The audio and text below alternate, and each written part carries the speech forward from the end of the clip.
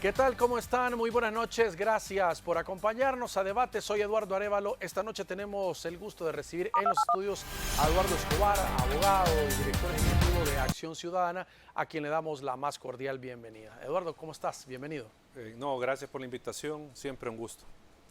Bueno, hay varios temas que vamos a abordar esta noche, pero sin duda, pues obviamente, la primera pregunta es si te tomó por sorpresa ese anuncio del presidente que va a buscar ser candidato nuevamente a las elecciones de 2024, porque algunos dicen no anunció la reelección, sino que va a ser candidato o que buscaría la candidatura para un nuevo periodo. Bueno, yo creo que no sorprende para nada el anuncio, porque ya era, como se dice, ficha cantada, que el presidente en un momento dado anunciara su intención de la reelección. Y en esa medida, pues, como digo, no sorprende. Aparte de que hay que tener en cuenta dos factores. Uno, ya había una resolución del Tribunal Supremo Electoral, o un aviso del tribunal, mejor dicho, Sí. donde decía que iba a aceptar la inscripción del presidente como candidato. Entonces, solo faltaba el siguiente paso, que era precisamente confirmar esa intención. Y en segundo lugar, no hay que perder de vista que todo lo que está pasando en El Salvador en relación al presidente de la República es, digamos, una escenificación de lo que ya se vivió en Nicaragua y en Venezuela, en el sentido de llegar al poder por la vía democrática, gobernar apartándose de los criterios democráticos, ganar mayoría en la Asamblea Legislativa o en el Congreso, cooptar las instituciones, es decir, capturar las instituciones, destituir a funcionarios que son incómodos y lo que sigue es la reelección dentro de, digamos, de esa serie de pasos que siguen los autoritarios de la región, porque luego viene la reforma constitucional, luego viene el tema de, y esto ha pasado, porque digo, no es una película nueva, sino que es una película que ya vimos en estos países. Viene el tema de la represión, viene el tema de la limitación de derechos, o sea, todo esto está involucrado. Entonces, por eso digo, teniendo en cuenta esos dos factores, la resolución del tribunal y este manual autoritario que están siguiendo, era el paso esperado. La vez pasada que estuvimos acá en debate, que nos acompañaste y analizábamos este tema, tú hacías un análisis desde el punto de vista legal y político y decías, de lo legal no es válido, dentro de lo político lo puede hacer y lo más seguro es que lo va a hacer. Claro, y con el anuncio del jueves queda confirmado eso que yo planteaba. Políticamente no tiene limitación, lo va, y ya lo demostró, lo va a hacer. Jurídicamente, aunque algunos anden en este momento queriendo justificar jurídicamente la reelección y estén haciendo una serie de argumentaciones disparatadas, pero en realidad no hay ninguna forma de validar constitucionalmente la reelección. O sea, digamos, no hay una zona donde puedan querer justificar esto. Aunque digan de que se cambió, ahora es candidato y no es presidente, el término que dice la Constitución, pero eso es, digo, al final un juego de palabras que quieren, con el que quieren confundir a la población, haciéndoles ver que sí es constitucional, que sí es legal la reelección. Pero, de nuevo, reitero esto, a la ciudadanía que nos ve, esto lo que está haciendo es llevándonos al mismo nivel de Nicaragua, y nosotros lo hemos advertido, lo hemos dicho, esto es peligroso, que concentre a alguien el poder, que se quede ilimitadamente ejerciéndolo, que no hayan controles. Se lo hemos dicho a la ciudadanía, y hay quienes han dicho, pero de la misma manera en que lo ponemos, así lo podemos quitar, es decir, por medio del voto. Pero ahí es donde la ciudadanía tiene que ver los ejemplos de Nicaragua y Venezuela. Han suprimido las elecciones libres y competitivas. Las elecciones allá son un mero remedio de lo que debería ser una elección y solo sirven para legitimar al régimen. Es decir, la población no tiene posibilidad que por medio de la elección sacar a los gobernantes cuando ya no los quiera tener. Eso ya desapareció.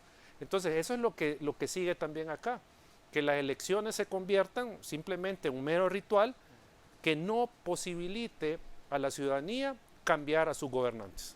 Yo he escuchado de todo tipo de argumentos, los que, como tú dices, están justificando y los que dicen que la Constitución no lo prohíbe, y hasta un grupo de los que dicen que es culpa de los constitucionalistas, de los abogados que elaboran la Constitución, porque no dejaron muy claro, que no pusieron el que está en el ejercicio de poder no puede reelegir. O sea, de todo tipo de interpretaciones de lo que la Carta Magna dice. Probablemente la redacción de la Constitución en esa parte no sea la más feliz, pero creo yo que juntando todos los artículos constitucionales y usando el sentido común, ¿sí?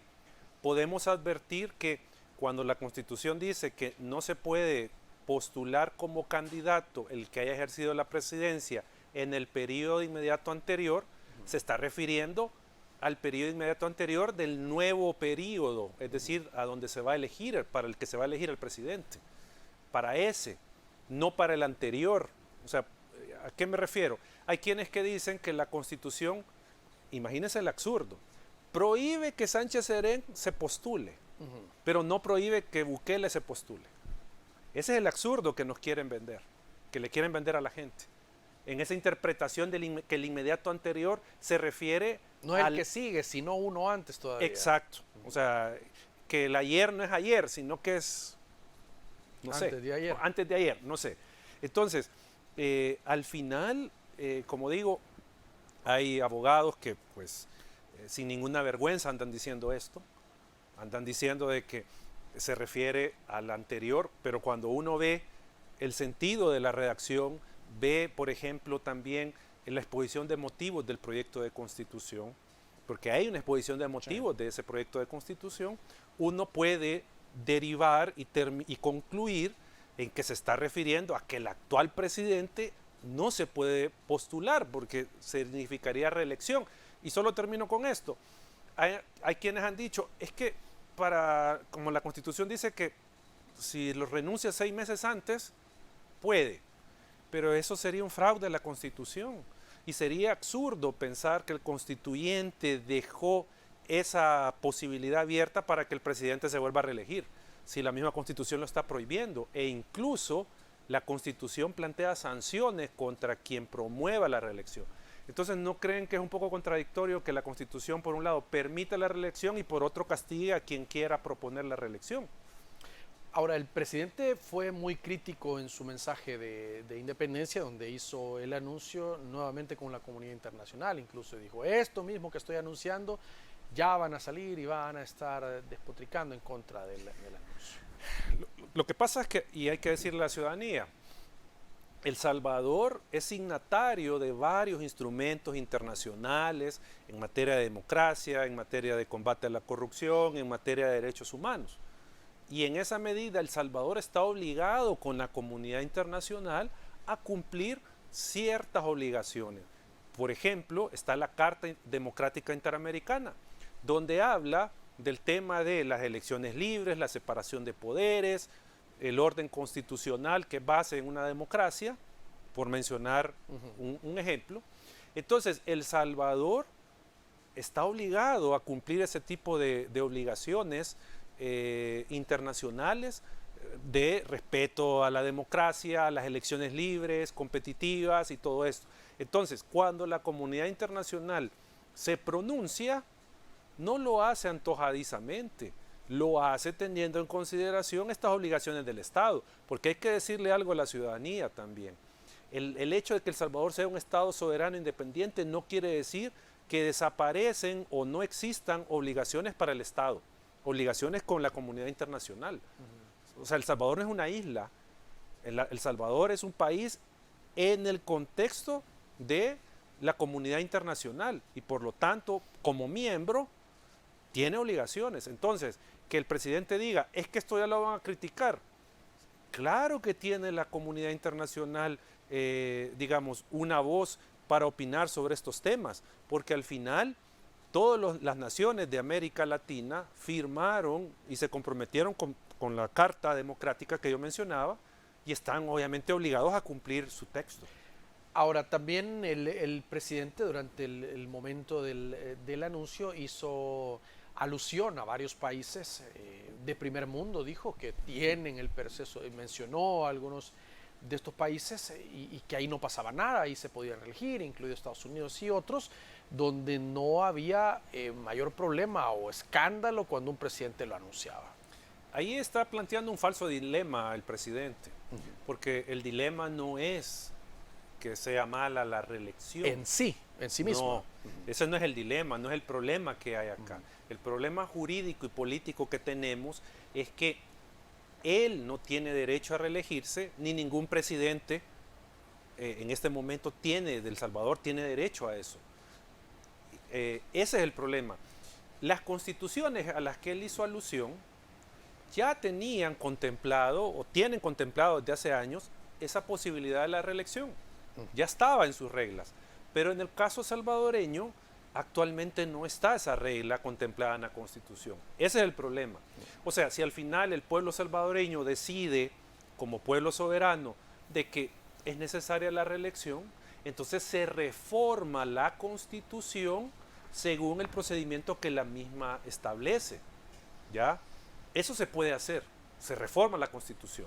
Porque es el pueblo el que dice, claro, no, hay que permitirle a los presidentes que se reelijan. Una legislatura y la ratifica la siguiente. Pero caeríamos en eso. Tendría que aprobar la primera parte de la reforma esta legislatura. Y ratifica la que viene. Y ratifica la 2024-2027. Es decir, que podría reelegirse un presidente hasta la elección 2029. Hasta allá podría pensarse una reelección si nos atenemos a lo que dice la Constitución. Porque hay que decir algo. El pueblo no está por encima de la Constitución, ¿sí?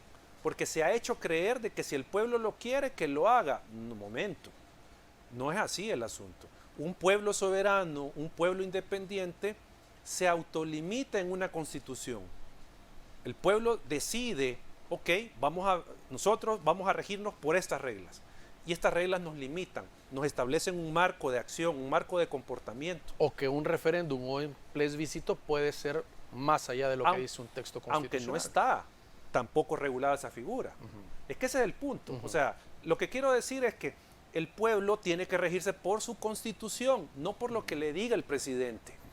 ¿Ya? Entonces, nuestra Constitución no permite la reelección. Claramente lo dice, no permite la reelección.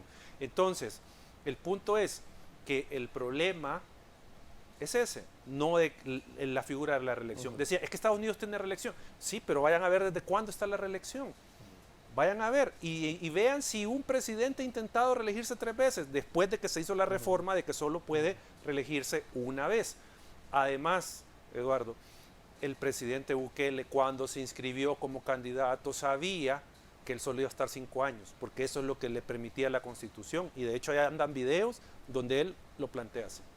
Muy bien, tenemos que hacer una pausa, por favor acompáñenos, ya regresamos.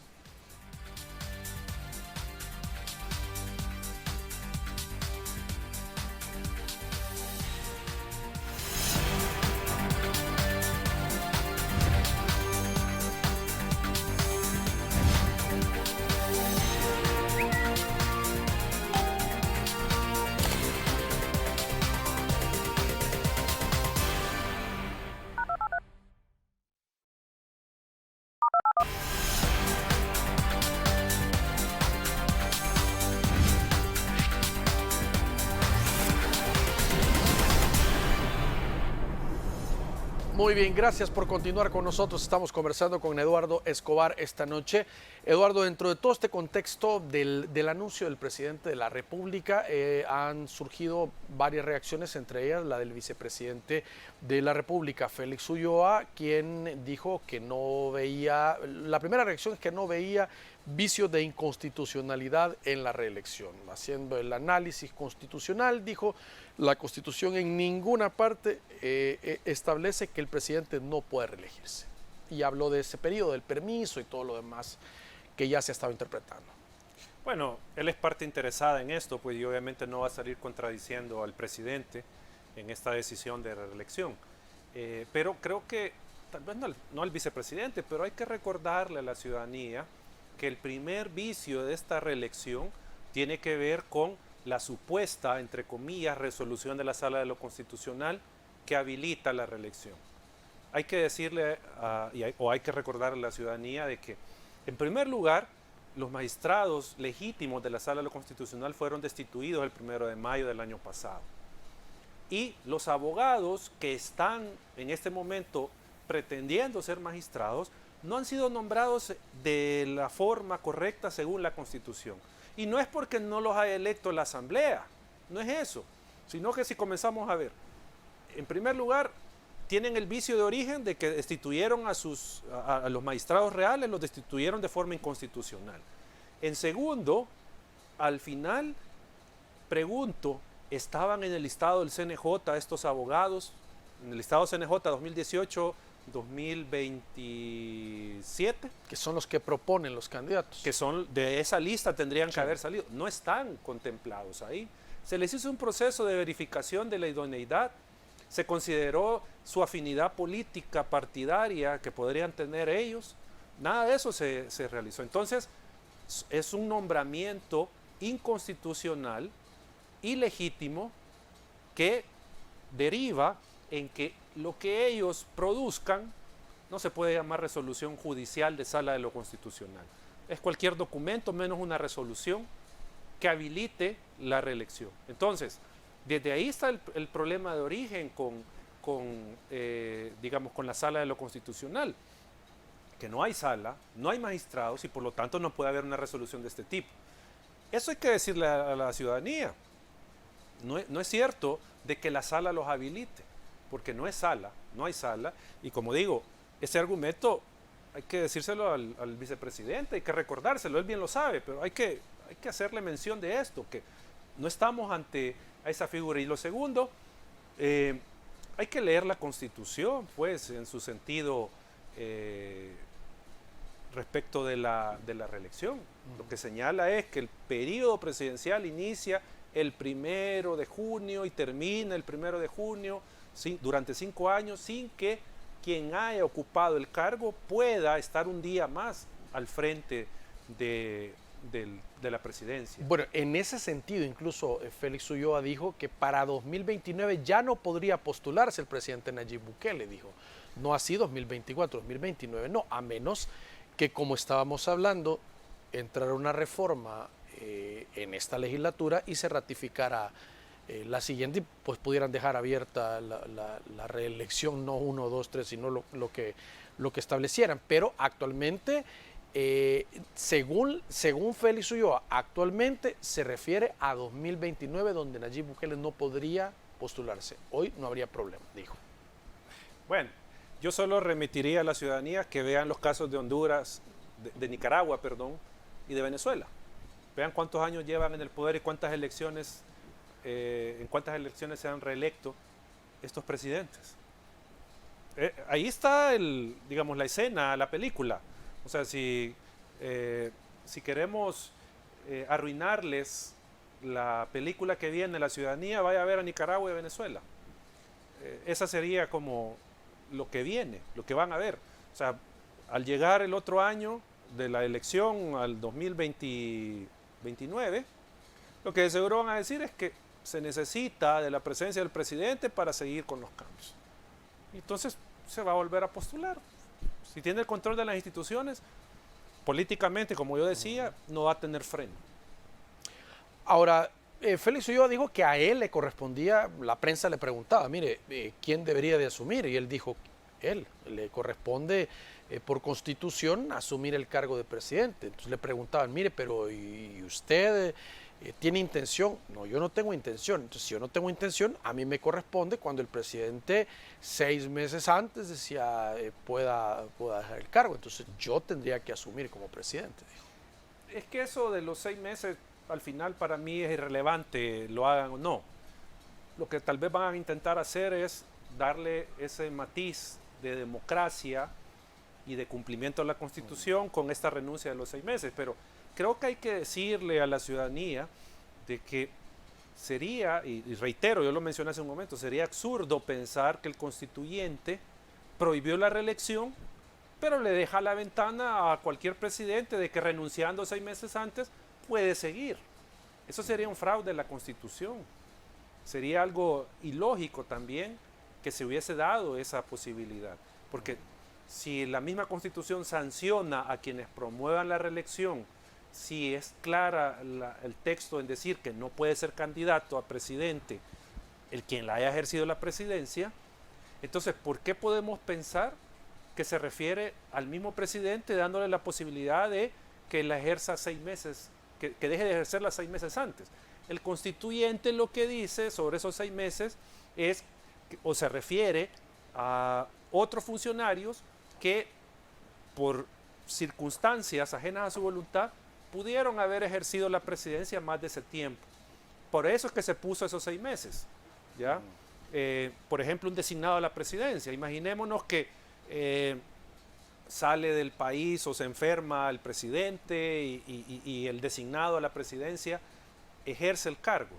Entonces, el límite de los 6 meses era, digamos, con la lógica de no impedirle indebidamente a un funcionario, a una persona que hubiese ejercido accidental o accidentalmente o con, no sé, o sea, tal vez no accidental, pero fortuitamente la presidencia, que se pudiera postular posteriormente.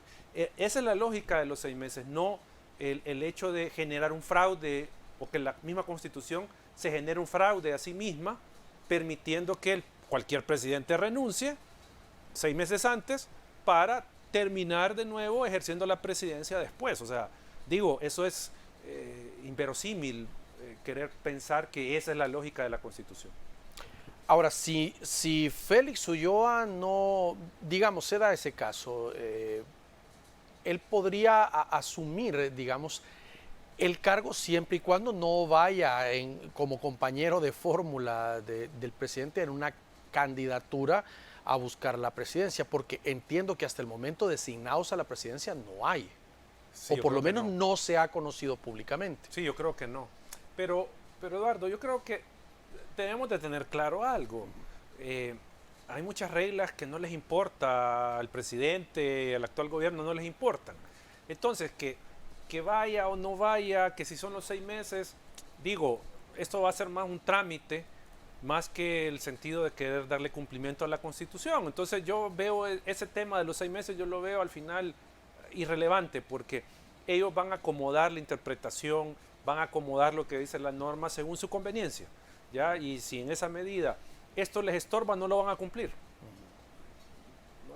Yo así lo veo, o sea, que renuncie o no 6 meses antes, porque de hecho la Constitución habla de renuncia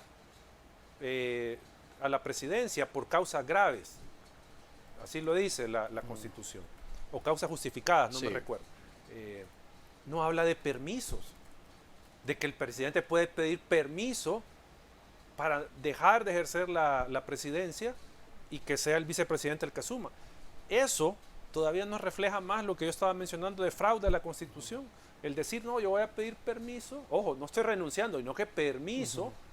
Si no puede renunciar al cargo. Y si voy a renunciar es por una causa justificada. ¿Ya? ¿Y cuál es la causa justificada? Porque me voy a reelegir, por eso voy a renunciar. O sea, es que por donde lo queramos ver, no tiene el mínimo sustento este argumento de que se puede reelegir el presidente. Mira, y hay algunos que dicen que podrían presentar, algunas de las personas que a través de redes sociales han estado externando su oposición a este tema, de presentar un escrito a la sala, a la corte, pero otros dicen, bueno, pero ahí los vimos en el mismo acto, o sea, ahí estuvieron. Entonces, ¿qué garantía podría haber de que un escrito que pueda presentar podría frenar esta situación?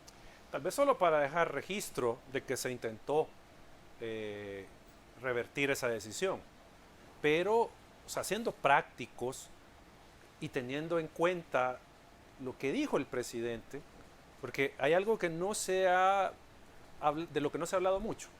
El mismo presidente reconoció que se destituyeron a los magistrados para permitir la reelección. Porque él dijo, ¿se hubiera podido con la institucionalidad anterior generar la reelección? Obviamente que no, él mismo se lo contestaba. Entonces, hicieron el cambio para permitirle la reelección. Entonces, ¿qué esperaríamos de estos abogados que están fingiendo ser magistrados si se presentaron en constitucionalidad respecto de la postulación? No van a hacer nada, si ellos son los artífices de esto. Entonces, yo creo que por esa vía no hay camino.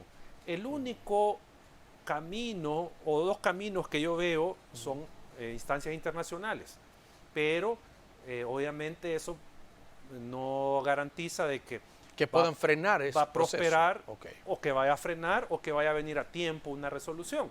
Porque, por ejemplo, la Carta Democrática Interamericana en su artículo 20 habla de al haber una grave alteración al orden constitucional, se puede, digamos, emitir algún tipo de pronunciamiento hasta de sanciones contra el Estado miembro en el que se está sucediendo este tipo de alteraciones.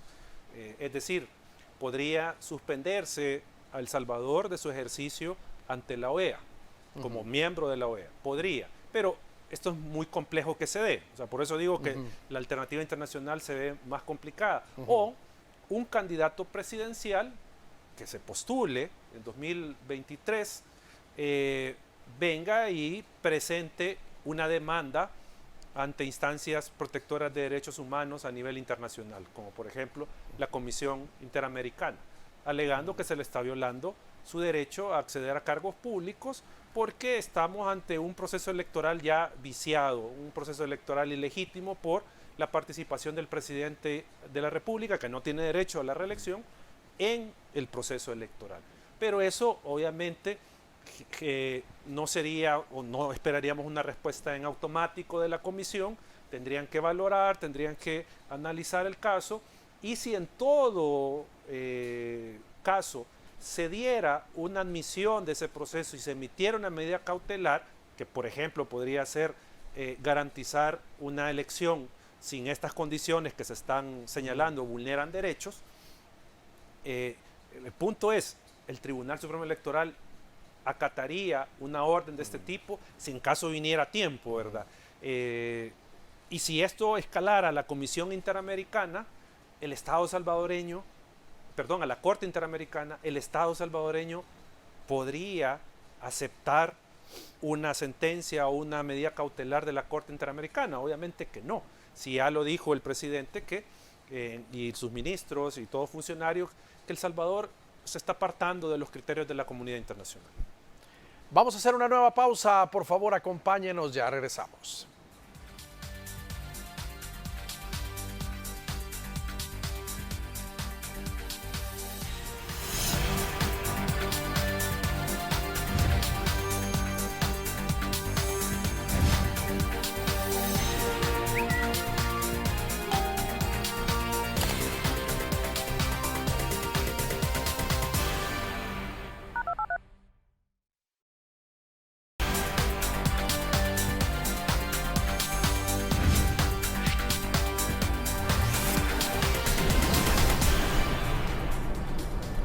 Muy bien, gracias por continuar con nosotros, Eduardo Escobar, esta noche con nosotros en debate. Eduardo, hay algunos que, como tú mismo decías, esta ya parecía una ficha cantada, lo del presidente, solo faltaba, digamos, el anuncio oficial, pues lo habían dicho otros voceros de gobierno o en la misma Asamblea Legislativa, pero el presidente de su boca no lo había dicho, tampoco lo había puesto a nivel de redes sociales. Esto da otro contexto, pues digamos, si se llega a concretar políticamente hablando, de cara a la próxima elección. Hay algunos sectores u organizaciones que a través de redes sociales han estado poniendo que el esfuerzo deben ellos de concentrarlo a nivel legislativo. Es decir, es muy difícil que alguien hoy por hoy con los niveles de aprobación del presidente poderle competir en el tema de una elección presidencial, no así el tema legislativo.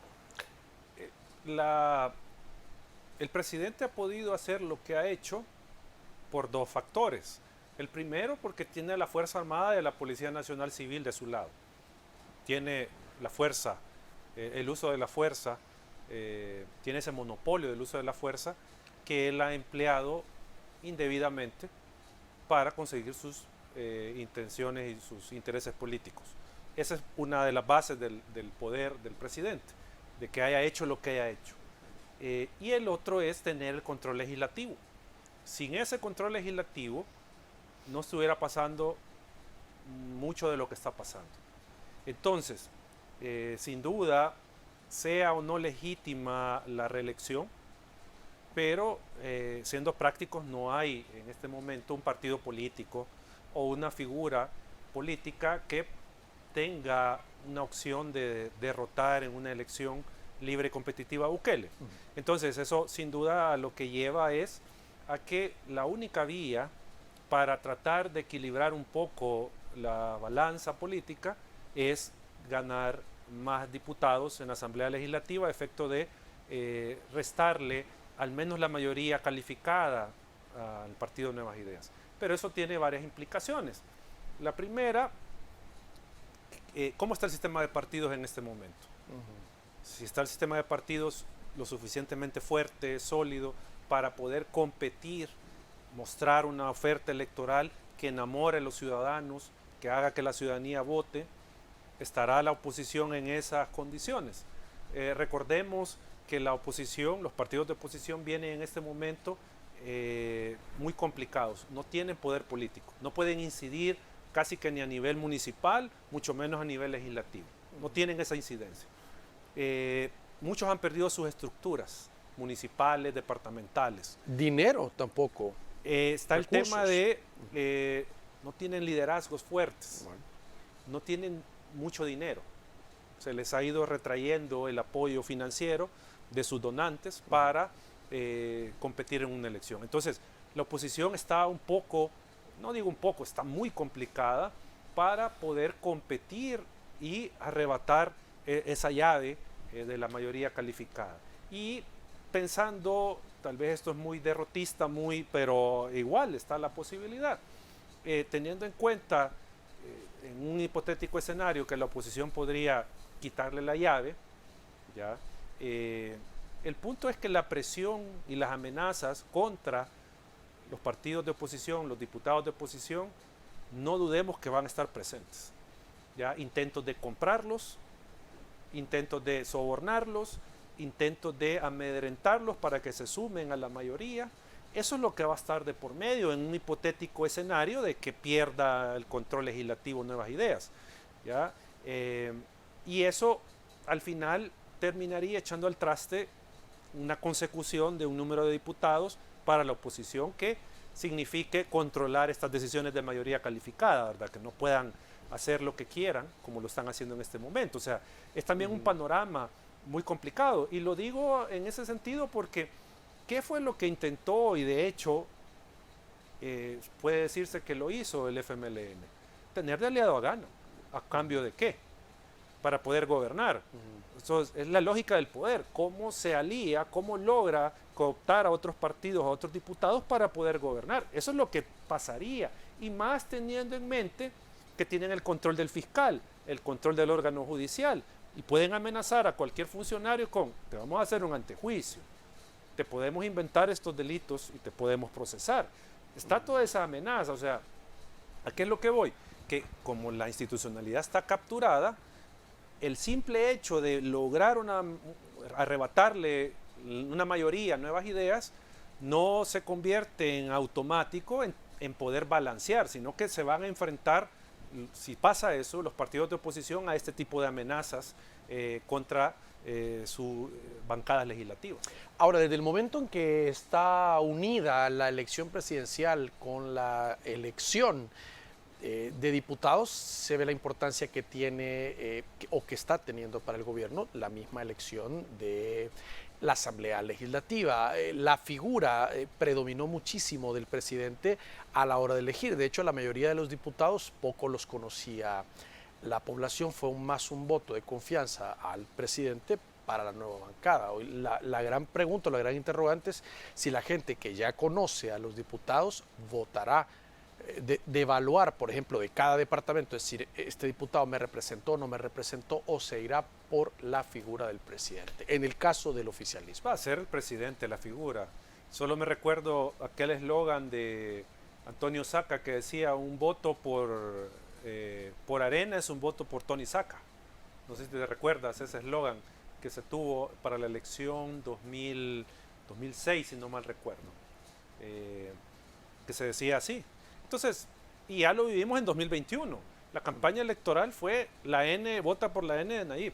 Esa era la campaña, o sea, no era vota por los diputados, sino que vota por la N.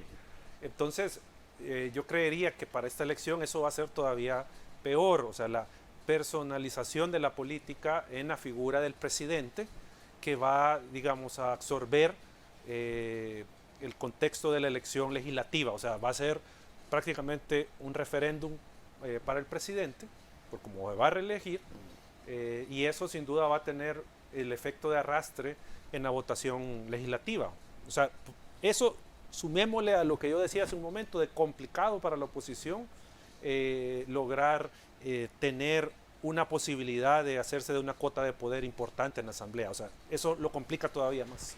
Hay algunos que dentro del análisis dicen, tiene más posibilidad estos nuevos partidos políticos que están surgiendo y que la gente puede no verles un pasado y decir, bueno, esta sería una apuesta para equilibrar la balanza más que los mismos partidos tradicionales. Otros dicen que es el momento de la prueba de fuego, si es que desaparecen los partidos tradicionales, Arena y FMLN, o se fortalecen en la Asamblea. Yo creo que los partidos nuevos tienen, digamos, un problema, a mi juicio, de alcance. Y esto lo podemos ver, por ejemplo, en la elección 2021. Vamos obtuvo una diputación, Nuestro Tiempo una diputación. ¿Ya? Entonces, a esta fecha, si uno se pone a pensar qué logros han tenido ambas bancadas legislativas, uno no va a ver ningún logro. O sea, y no es que quiera hablar mal de los diputados, de esos dos diputados, de Claudia y de Johnny Wright, no es que yo quiera hablar mal, sino que en términos de qué le voy a decir a la población que logré. Y esto, obviamente, porque todo está controlado por nuevas ideas. ¿Ya? Entonces, de hecho, si ustedes se fijan en las redes sociales de la Asamblea Legislativa, no existen otras bancadas, solo es nuevas ideas, no existen las demás. Entonces, pensando en ese sentido, de la oferta electoral, los logros que yo puedo mostrarle a la ciudadanía, los partidos nuevos o los no tradicionales tienen complicado el panorama para poder vender su plataforma legislativa. Yo así lo veo complicado. No imposible, pero sí muy complicado de cómo ellos puedan posicionarse ante el gran electorado a efectos de tener una cantidad importante de diputados, porque aquí lo que hay que decir es el número de diputados. O sea, puede que tengan uno o dos de nuevo. Ok, se está acumulando fuerza, se está acumulando respaldo, pero para efectos prácticos de balancear el poder político no servirían en este momento. ¿Ya? Entonces se ve complicado. Y los otros partidos que probablemente se inscriban y compitan, bueno, algunos ya hemos conocido su posicionamiento respecto al Ejecutivo y lo que vemos es que son partidos que van a estar alineados al Ejecutivo. Entonces no podemos hablar de una posición ahí, sino que de partidos que van a estar alineados con el gobierno. Muy bien, vamos a hacer una nueva pausa. Por favor, acompáñenos, ya regresamos.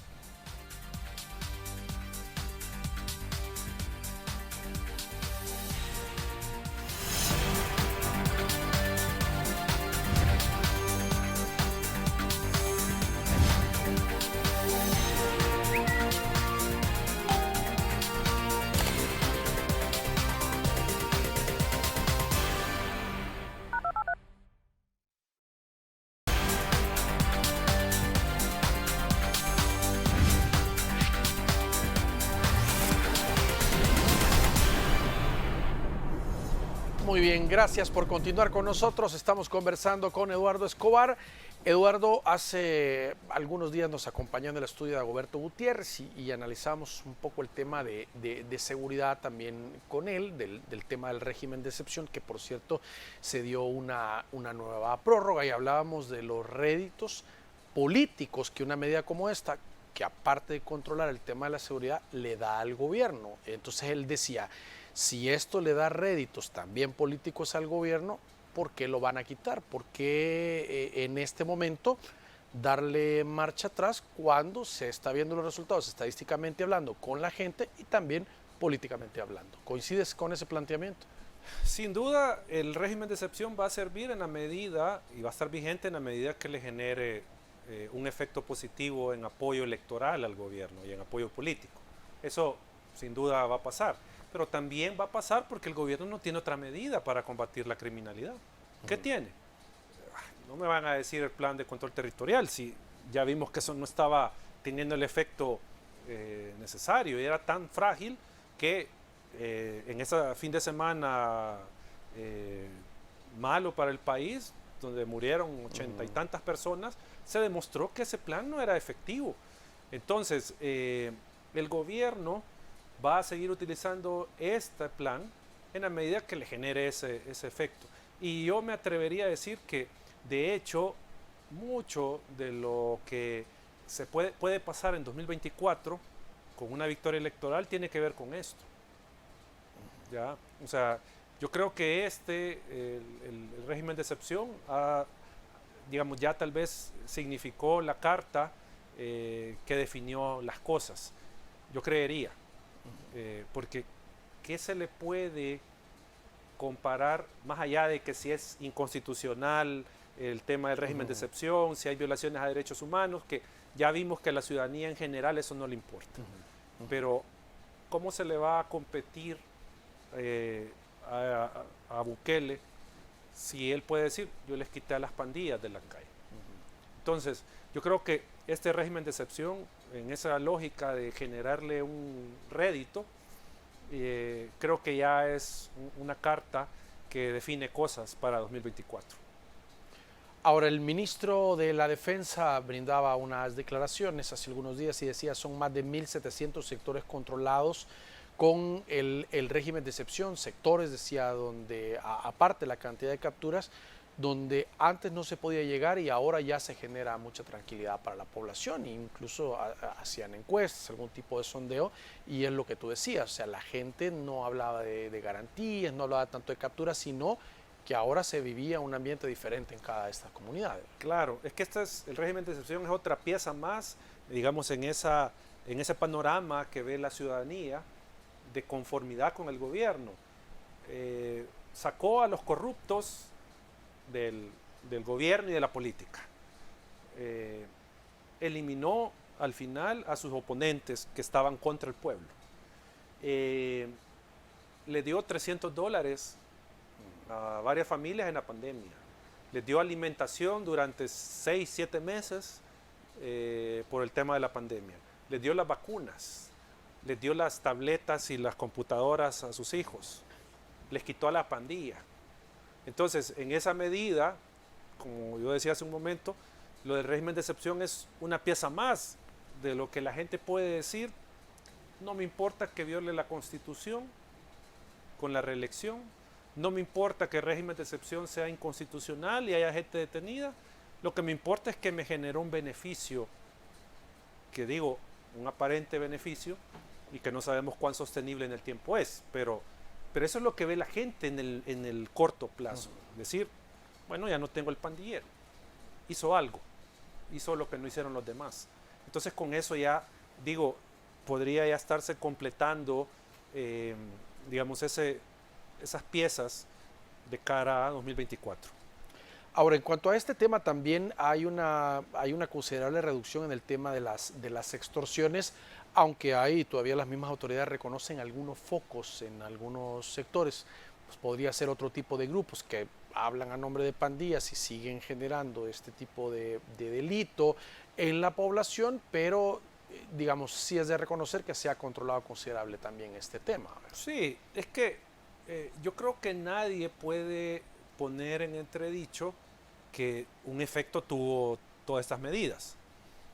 Y la discusión que, por ejemplo, desde las organizaciones hemos planteado, no es que queramos que la ciudadanía no tenga tranquilidad y paz en sus comunidades, no es ese el tema. El punto es, y eso lo hemos venido señalando, el procedimiento que se ha seguido. Eso es lo que nosotros hemos cuestionado.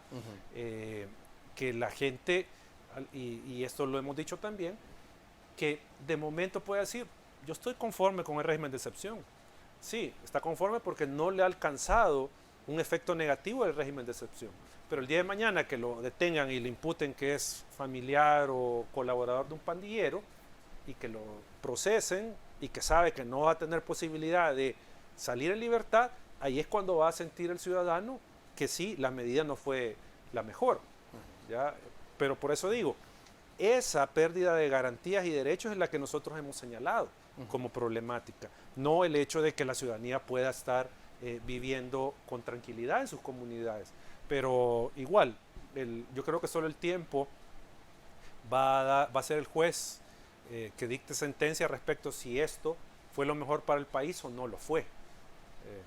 El hecho de régimen de excepción, si fue sostenible en el tiempo, si eliminó el fenómeno que, ojo, como ya se ha dicho otras veces, el fenómeno de las pandillas tiene raíces socioeconómicas profundas que no se van a eliminar con un régimen de excepción.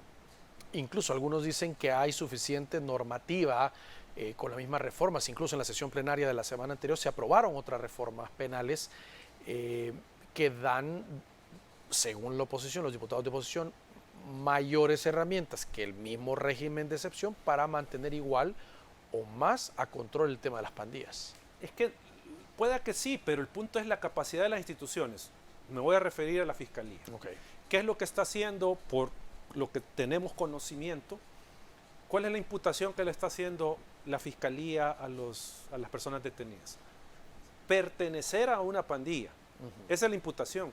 No le está imputando homicidio, no le está imputando extorsión, no le está imputando nada de eso, sino que pertenecer a la pandilla. Lo probatorio de ambos casos, veámoslo. ¿Cómo le prueban de que es pandilla? Tatuaje, que si ya lo tenían registrado antes, lo tenían fichado, que es pandillero. Esa es la prueba y con eso lo procesan.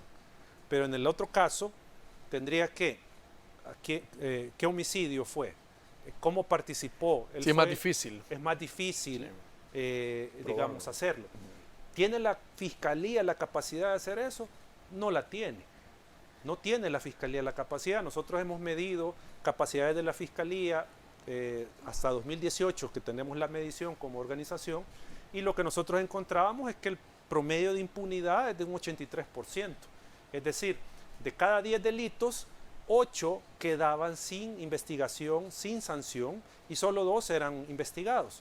Entonces, en la medida que la Fiscalía no tiene esa capacidad de investigar el delito, no podría tener estos resultados con la normativa regular. No lo podría tener porque no tiene capacidad. Entonces, para eso necesitan el régimen de excepción, para venir y, fundamentar su acusación con esos criterios. Entonces es más fácil que lo hagan, ¿ya? Entonces, el punto es que en lugar de ir fortaleciendo las capacidades de las instituciones para que puedan aplicar adecuadamente las normas que están presentes, que están vigentes, no se ha hecho eso, sino que se ha aprobado este tipo de medidas como el régimen de excepción para tener un resultado, ¿sí? Pero no se ha fortalecido la capacidad de la institución y en esa medida, aunque hayan las normas legales adecuadas, si la Fiscalía no tiene la capacidad de acusar a un individuo por el cometimiento de un delito, de nada sirven. No sirven para nada esas leyes si no hay capacidad del ente de investigador y acusador. Pero, como digo, por eso es que han buscado la vía fácil, que es régimen de excepción y otras reformas que han hecho. Otros, el argumento que dan es que dicen, ¿qué va a pasar cuando se llegue al número de los 70,000 miembros de estructura? Van más de 50,000. ¿Ya no habría accionar delictivo de pandillas o qué va a pasar al llegar ese número? ¿Tendría que retirarse el régimen de excepción o qué tipo de situación pues, se vería en el país? Yo no soy especialista en el tema de seguridad y criminalidad, pero yo nunca he visto con datos que se pueda comprobar que la mayor cantidad de delitos que se cometen en el país eran cometidos por pandillas. O sea, yo nunca he visto ese dato. Desconozco si existe ese dato, una cuantificación de que el 90% de la criminalidad es de pandillas. Yo me resistiría a creer, aún sin tener datos, pero me resistiría a creer que las pandillas son, digamos, los responsables de todo lo que tiene que ver con el crimen. O sea, yo creo que no. Hay otras formas de criminalidad, porque ahí usemos o tengamos en mente, por ejemplo, el narcotráfico, que ahí hay otra forma de criminalidad. Pero digo, yo me resistiría a creer que las pandillas son responsables de todo. Entonces, y no con esto estoy avalándolas, No, porque claro, si no ya van a decir que estoy avalando a las pandillas, pero digo, no creo que sean responsables del 100% del crimen. No sé qué porcentaje tendrán, pero hay otras formas que no sabemos y lo más probable es que persistan, ya que persistan otras formas de criminalidad. Pero como digo, el tiempo va a ser el mejor juez que va a juzgar si esta medida fue efectiva o no para en realidad convertir el país en un país en paz. Muy bien, Eduardo, gracias por acompañarnos esta noche. No, gracias a ustedes y siempre un gusto y a las órdenes. Gracias a ustedes por su sintonía, que descanse en su cita con nosotros el día de mañana. Les esperamos.